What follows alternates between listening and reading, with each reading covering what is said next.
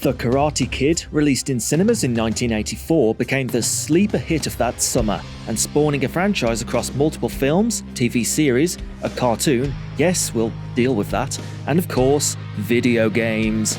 In the era of cheap licensed games, was the Karate Kid able to produce the best around? Get ready to wax on and wax off, because it's a video game odyssey for The Karate Kid.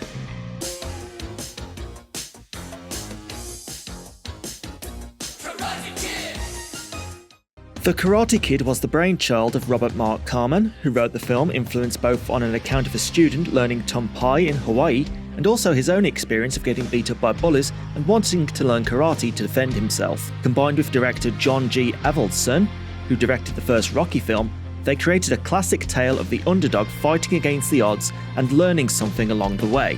The name, The Karate Kid, was used with permission from DC Comics, as shown in the credits of the first film, who already had a superhero named Karate Kid, whose superpower is essentially being a master of every form of martial art. I guess this is also why the franchise is always referred to as The Karate Kid to distinguish it. The first film was a huge success, propelling Ralph Macchio, who played Daniel LaRusso, to stardom, and making Mr. Miyagi, played by Pat Morita, a cultural icon, as well as popularising karate. Let's quickly look through the films of the series. The first film is a pretty solid martial arts coming-of-age film that hits all the typical beats that you would expect it to. Nothing too surprising in it, but it makes its content stick thanks to the blossoming student-teacher relationship between Daniel and Miyagi. There's definitely some issues with the film. The romantic subplot is a bit off, as Ali, Daniel's love interest, constantly fawns over him even when Daniel is making so many stupid decisions. You could probably cut that part of the film out and have it flow much nicer, to be honest. The sequel, The Karate Kid Part 2, released in 1986, dives more into Miyagi's past, as he and Daniel travel to Miyagi's home of Okinawa to settle affairs with his father and a rivalry with an old friend. The film does suffer from the typical problems of sequels, rehashing various plot elements, writing out characters from the first film, and a villain which lacks impact. It does, however, attempt to reverse the relationship between Daniel and Miyagi, with Daniel being the one to support Miyagi in his life. Unfortunately, the film doesn't lean into this enough to really offer anything too different. But overall, I think I'd put it on the same level as the original, maybe even above it, since it doesn't have the messy romance subplot. The Karate Kid Part 3 from 1989 is half-baked in almost every sense. The plot is more or less a rehash of the first film. The return of John Kreese as the villain is half-baked, because he had other television commitments at the time, meaning that a new villain, Terry Silver, had to be written in, and the mix of the two never really brings something new about. Daniel's new love interest, Jessica Andrews, doesn't become a new interest at all, because Ralph Macchio was 27 years old at the time. Yes, really. And Jessica's actress, Robin Lively, was 17, which is, yeah. As such, she has half a character who is friends with him for a bit, and then disappears completely halfway through the film. So yes, overall it's not great. The next Karate Kid, released in 1994, offers a refresh of the franchise by having Miyagi mentor a new student, Julie, but it is mostly just a rehash of the original film again. At some points, it feels like the film devolves into a parody of itself with the whole business with the monks, and villain Michael Ironside's the tough high school coach, chewing the scenery so hard you can almost see the teeth marks. The 2010 remake of Karate Kid, starring Jaden Smith and Jackie Chan, is a beat-for-beat remake of the first film, and never really develops its own identity, despite its setting in China. Jackie Chan puts in a good performance, but doesn't have the room to really develop his character. Also, the film being about kung fu and not karate is a bit of a strange one. I suppose we should mention the cartoon. Yes, there was a cartoon. Running for 13 episodes and set straight after the events of the second film, Daniel, Miyagi, and Taki, a shrine maiden, travel all over the world to recover a handheld shrine which keeps falling into the wrong hands, and can also grant magical powers to whoever holds it. As you can tell, it doesn't really follow the films in its concept. As you can tell by watching the intro, in which Daniel surfs on a missile, which hits a battleship and then explodes. How many people were on that ship, guys? Pat Morita does do the voiceover for the intro to each episode, but there's not much else interesting that develops the franchise in any way. Okay, let's get into the games. The first game is actually based on the second film. The Karate Kid Part 2 was released in 1986 for Amiga and Atari ST computers. It is, unsurprisingly, a fighting game, where you play as Daniel and fight your way through the different scenes of the film. The control scheme is a bit complex, as you can see in the instruction manual here. By pressing one of 8 directions, you'll do a different action, and if you press one of these directions while holding the fire button, you'll do another action. With such a convoluted control system, the game is devoid of any skill-based gameplay at all. It feels completely random whether you'll win or lose, as there's no combo system and the hitboxes are all over the place. You can't hit your opponent if you're too close, and have to be a perfect distance away to damage them. If at any point you lose, you'll have to start the game over again. And again, because of the randomness of the fights, it's difficult to make progress other than through sheer luck. The only exception to this is the final boss fight against Chosen, where you have to perform the drum punch by moving the joystick left and right quickly to the beat of the drum, mimicking the film in some way. The game also has 2 bonus levels that are played as you progress, each mimicking a famous scene in the films. One has you breaking the ice blocks from the scene in The Karate Kid Part 2, which gives you practice at performing the drum punch needed for the final fight, and the other, more annoying one, is the fly catching game, where you have to move Miyagi's arm to catch a fly with his chopsticks.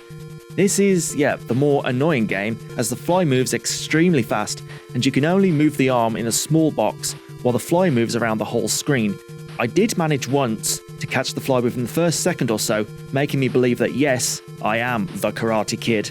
Remember, it took Mr. Miyagi 40 years to do it. The only other noteworthy point is that the game does have a 2-player mode, so you and a friend can fight each other. On the positive side, the graphics are good, recreating certain scenes from the film, although the player sprites don't have that much detail. Animations are also pretty fluid, and it does feel cool to flip through the air. The sound effects are limited to just grunting when a player uses a move, and the only music is an 8-bit rendition of Peter Cetera's Glory of Love.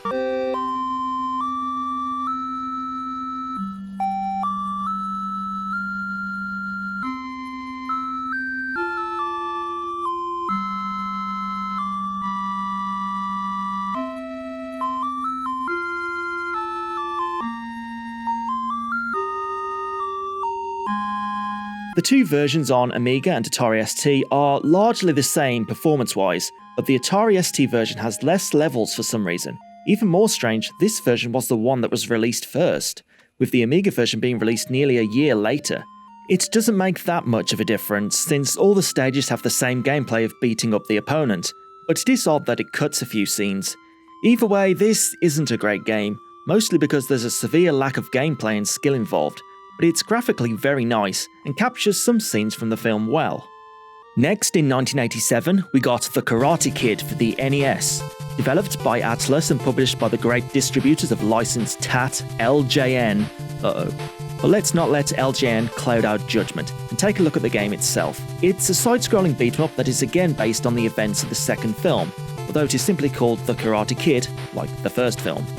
To make things even more confusing, the first level is actually based on the first film, the finale anyway, as we have to win the All Valley Karate Tournament by defeating 3 opponents.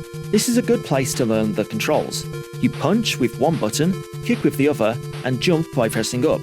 Boy, I hate pressing up to jump. I suppose it can't be helped by the NES only having 2 buttons, but ugh.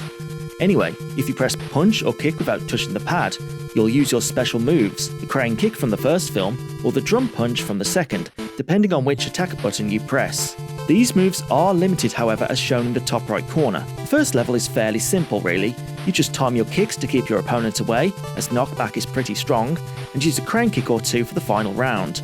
Now we get into the meat of the game. We head into the setting of The Karate Kid Part 2, as Stage 2 takes place in Okinawa. You'll move through the level, beating up infinitely respawning enemies to get to the boss and defeat them. Nothing too surprising there. Along the way, we can jump into open doorways to play certain mini-games. There's another fly-catching minigame, which has lots of flies this time buzzing about the screen. There's another ice block chopping game, in which your current health will determine how many blocks you can chop through. There's also the hammer swing, based on the scene from the second film, where you have to dodge the hammer being swung at you, as the name implies. At the end, you get extra special moves depending on how well you do. You can also collect C's throughout the level for bonus moves and health. You can also recover health by collecting characters from the films such as Miyagi and Kamiko who just hover in the air. I don't know, that's pretty weird. The third level is the Storm in Okinawa, which has you dodging sticks and birds to get through the level and rescue the girl at the top of the telephone pole. The fourth and final level is set at the castle, where you must reach Chozen and defeat him to save Kumiko. The final boss is a bit of a nuisance. You must get his health down to 0 without knocking him off the edge, as this will simply respawn him at full health. You must also prevent him from reaching Kumiko and pushing her off the edge. Anyway, defeat him and the game is over. It's not much of a game really. If you know what you're doing, you can get through this in about 15 minutes. The game does offer a 2-player mode, where you take it in turns to play, or a 1-on-1 mode, where you fight each other akin to a more traditional beat-em-up style game. The game's difficulty mostly stems from enemies that can gang up on you and stun lock you to death, and knockback, which can knock you into pits, or preventing any kind of counter-attack. But there are ways to make the game easier. Apart from the tips from stage 1 mentioned earlier, in the stages we can somewhat stop enemies respawning by knowing that the game has only 2 enemies on screen at any time.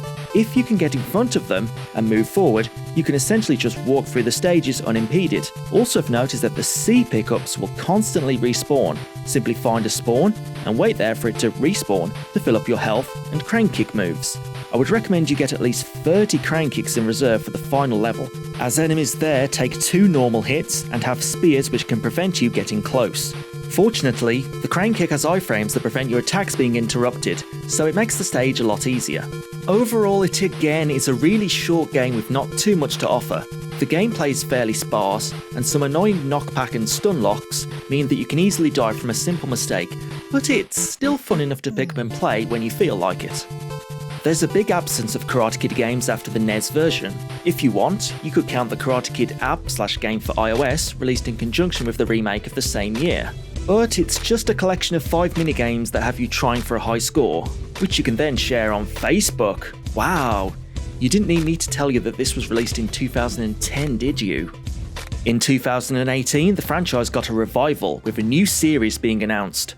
Cobra Kai is a continuation of the original films, with Daniel LaRusso and his rival from the first film, Johnny Lawrence, now both adults and leading normal lives. The series starts off from the view of Johnny, re-establishing Cobra Kai, and partly paints Daniel as the villain. I kicked his face. But the series evolves into its own thing, and I enjoyed what it brought to the table for the most part. Anyway, in 2020, we got Cobra Kai, The Karate Kid Saga Continues, for PC, Xbox One, PS4 and Nintendo Switch. Set at some point after Season 1, we have Dimitri and Hawk, telling a story to the Vice Principal about an incident in All Valley where essentially all hell broke loose, and Miyagi-Do and Cobra Kai were dragged in.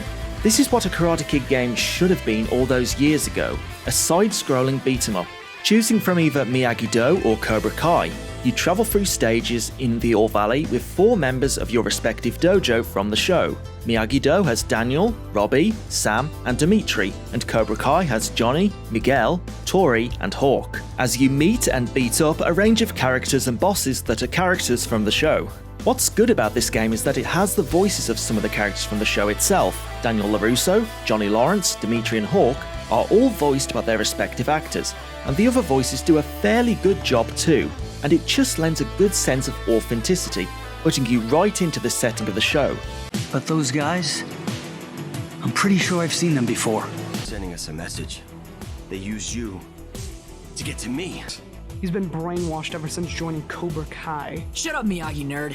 Do you want another fist to the nose? Quiet! Nearly every character that appeared in the show up to this point is in here, usually as a boss. They really just threw as much of the show in here as they could.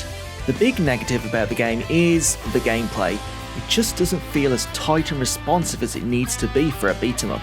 The movement is a bit sluggish and slow, and characters feel very floaty as they fly about the screen after being hit. It just often feels like your moves are having no impact, made worse by enemies being uninterruptible during a lot of their attacks, which means your moves just lack any sort of impact. Each dojo has 4 special moves their characters can use, and a further 4 specials for each specific character, meaning you have a lot of unique moves you need to remember, and you can easily lose track when you switch characters on the fly. By upgrading your characters and moves with coins you earn upon completing levels and challenges, you can make them even more complex. But upgrading the character's special moves also gives enemies more health, so it feels like the game is punishing rather than rewarding you. If you complete the game with either of the dojos, you can swap to the other dojo and play through it with them, but you can't swap back to them once you do.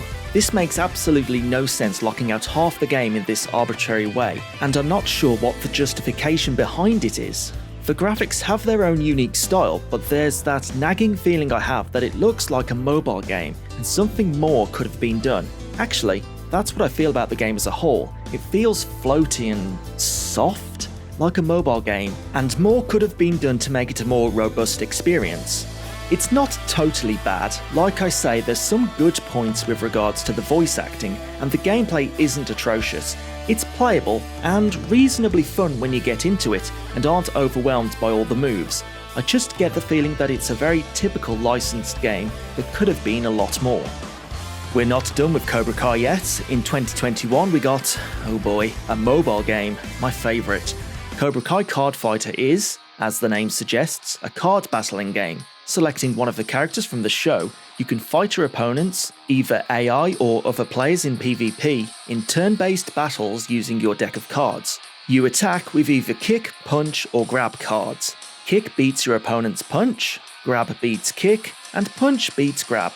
So every turn is just a rock, paper, scissors type matchup, meaning that matchups are mostly based on randomness, which is good in that everyone is on the same level, but bad in that there's no real skill involved. You can also use wild cards that restore your health, energy, or guard against attacks. However, customization of your deck is limited as you have to have a certain number of fight cards and wild cards of each type. Other than fighting your opponents, you'll be training your students in the dojo and completing minigames to power up their cards. The upgrades do increase your card's power slightly, but it takes an awful lot of grinding for very little reward. Again, this is a free-to-play mobile game, so you kind of expect that. Completing quests will advance the story of each dojo, but since this only consists of a few lines of dialogue from the show, it's not really a motivation to play. Different characters from the show are unlockable, including Miguel, Sam and Robbie, as well as some other minor characters, but most of the notable characters you'll have to pay for, which even if I wanted to, and I didn't, the game has been removed from the App Store and no purchases for these extras can be made.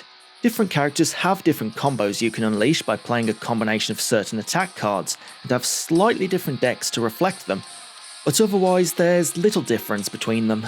It's not the most exciting game to play, and there's not much to do in it, so there's not really much point in seeking it out, to be honest. The third game based on the Cobra Kai series is Cobra Kai 2 Dojos Rising. Released in 2022, it is a 3D beat-em-up, adding in a whole extra dimension from Cobra Kai The Karate Kid Saga continues. The game is narrated by Cho Zen, the villain from Karate Kid Part 2, who turns up in Cobra Kai to become one of Daniel's allies, as he meditates on the possibilities that the future holds based on the actions of the three dojos of the series: Daniel LaRusso's Miyagi-Do, Johnny Lawrence's Eagle Fang, and John Kreese's Cobra Kai. Choosing one of the three dojos, you get to play as them and their star student, Sam, Miguel, or Tori, and have to build your dojo, staff, and pupils in preparation for the All Valley Karate Tournament. The game is a combination of fighting and an element of simulation as you fight your way through the levels and recruit fighters and staff for your dojo. Back at your dojo, you can upgrade your moves, equip items, and customize your dojo so your fighters are at their best for the tournament.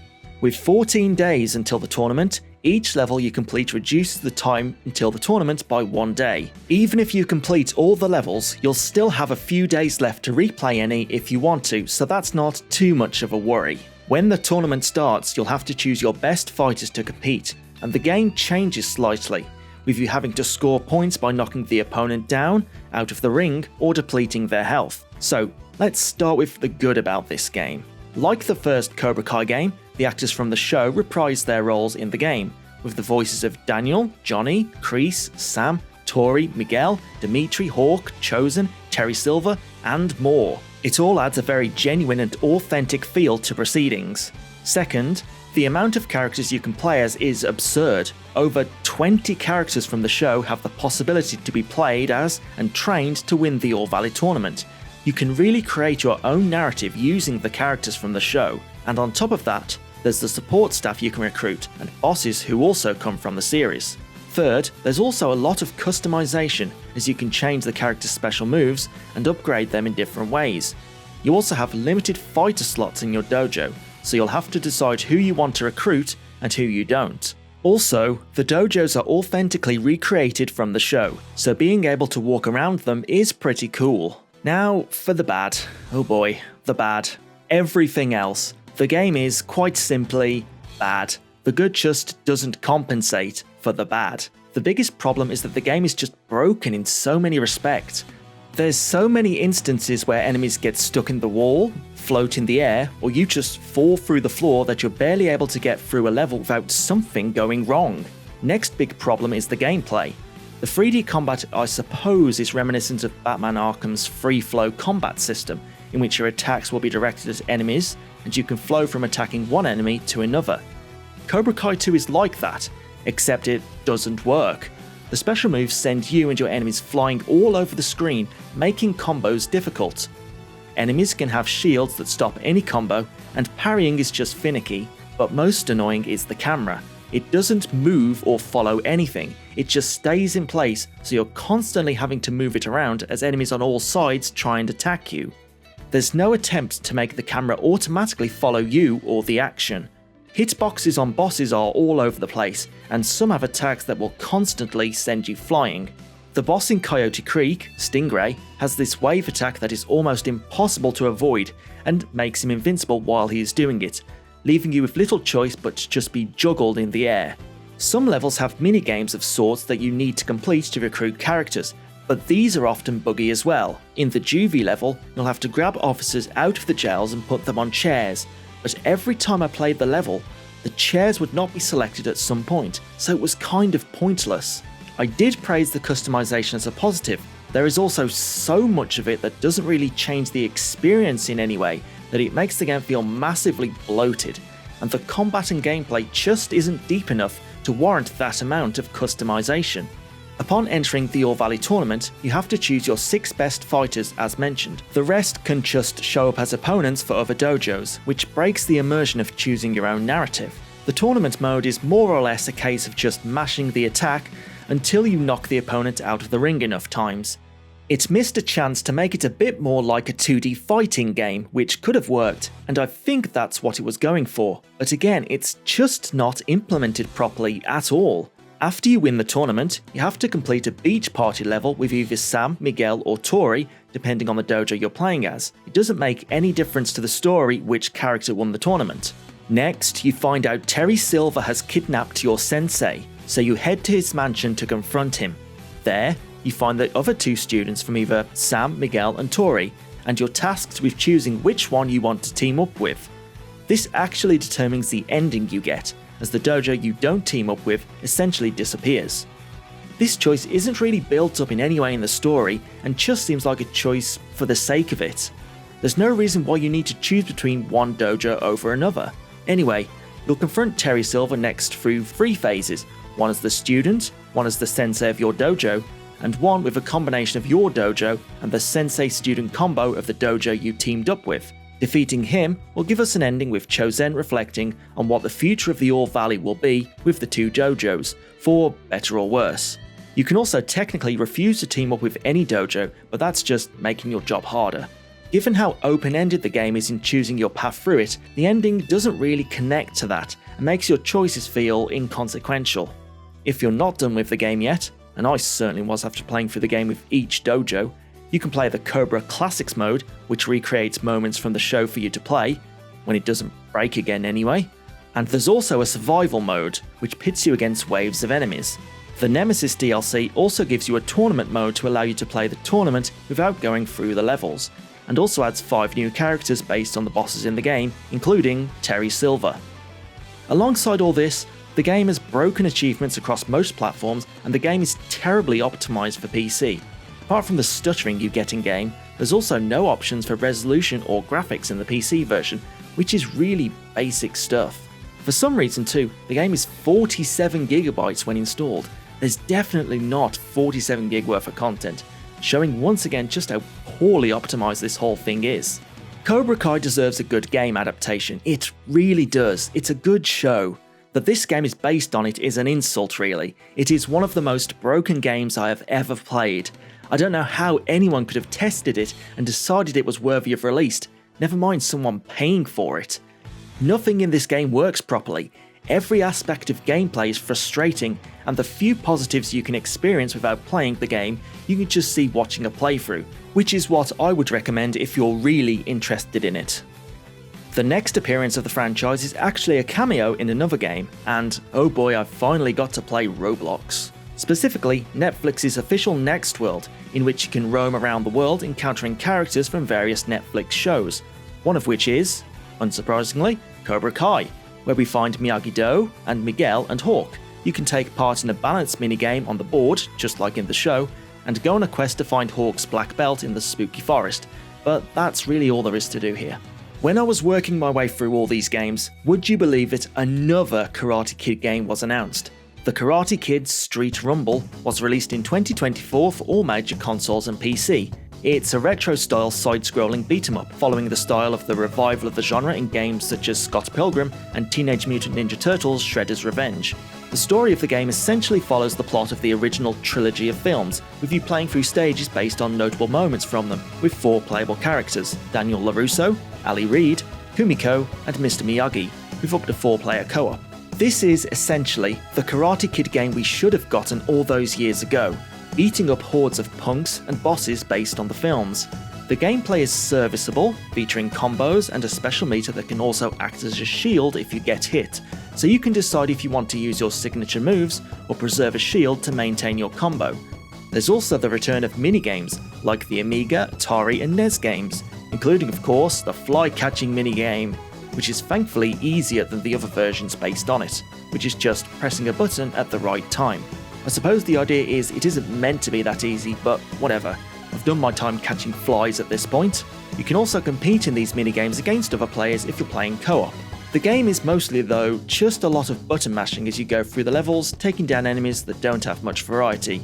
You get points where you have to destroy an object blocking your path while enemies infinitely spawn, and levels where you have to go through as quickly as you can before the boss catches you. The further you get into the level, the weaker the boss will be, which is an interesting mechanic. The game is quite short though, with only 4 or so levels for each film, if you don't count the minigames, which count as their own levels in the stage select. I suppose my main critique of the game is that it doesn't really add anything new to the franchise. It's just a rerun of the films with nothing unique or even an interesting spin on things. Given that the Karate Kid films all essentially have the same plot, it makes all the stages feel very samey without really progressing towards anything. Pixel art is quite nice and fluid, but the artwork for the cutscenes just seems off. It doesn't fit the animation style, and on top of that, the characters don't really look like their film counterparts. I don't know if they don't have the rights to their likenesses, but it certainly seems that way. While the Cobra Kai games were not great games to actually play, at least they got the look right. While the gameplay is fairly solid, there's just not a lot here to really comment on, and it doesn't quite match up to the other mentioned retro-style beat-em-ups like Shredder's Revenge, which both paid homage to its roots and offered something new in terms of story. Also, the game is £34.99 full price, which for such a short game is not really worth that. While you can play as the different characters and level them up to improve them, there's just not really that much motivation to replay the game. And so there we go, every game in the Karate Kid franchise done. Overall, the games are a bit of a lackluster bunch. Suffering from the classic curse of budget movie tie-ins, I feel like it should have been easy to make a decent game out of this franchise. It's a film about martial arts, just make the fighting decent, and the game will fit the feel of the film perfectly. Unfortunately, it never really does that. The Karate Kid Part 2 is very awkward to control, and has very little variation between opponents, although the graphics are nice and the minigames offer a small, but fun distracting experience. The fun may vary with the fly-catching one. The NES one is playable and sometimes even fun, but is way too short and constantly frustrates you with infinitely spawning enemies throwing you about, rather than developing intentional, clever stage design. The Cobra Kai games are, not great. The first one is competent in some areas, and the voice acting makes it feel a part of the franchise, but the combat really lacks weight. Card Fighters is a mobile game. Cobra Kai 2 is a fundamentally broken mess, and Street Rumble is capable fun, but lacking anything special. I suppose if I'm going to pick the best game, I would choose Street Rumble, because it does feel like what we should have got back when the films were released, even if there's not much replayability or new content to get into by today's standards. That said, the NES version does have a certain charm to it that I think is worth a second look, even if your enjoyment of the game might quickly be decimated by the constantly spawning enemies, sticks, birds, and whatever else throwing you around. The worst game? Cobra Kai 2, again because it is just broken and a nightmare to try and play. So if you're interested in the franchise, check out some of the games. They pay homage to the films and TV series to various degrees, and if all else fails, you can try and catch some flies with your chopsticks. Again, and again, and again. I'll do it for you, Mr. Miyagi. Thanks for checking out this video game Odyssey 4, The Karate Kid. If you enjoyed the video, please like and subscribe. It really helps. You can also check out my Twitch channel where I play through franchises live, subscribe on Patreon for as little as £1 per month, and check out all the other socials. Links are in the description. Thanks again for watching, and I'll see you for the next Video Game Odyssey.